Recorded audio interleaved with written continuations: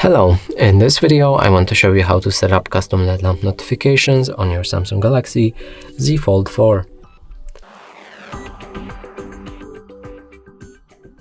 So in order to do this, open up your Google Play Store.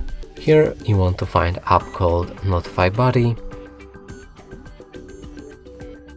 Select it and download it.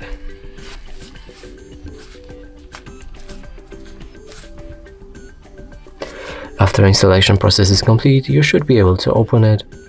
Now move to the next step and grant 3 permissions to the app.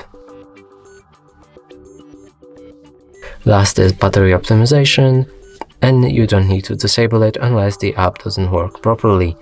Now let's move to the next step. And right here we can start using this app. So you can find 4 tabs down here. There's a user. Here you can select any apps to allow custom LED lamp notifications for. Let's pick this one.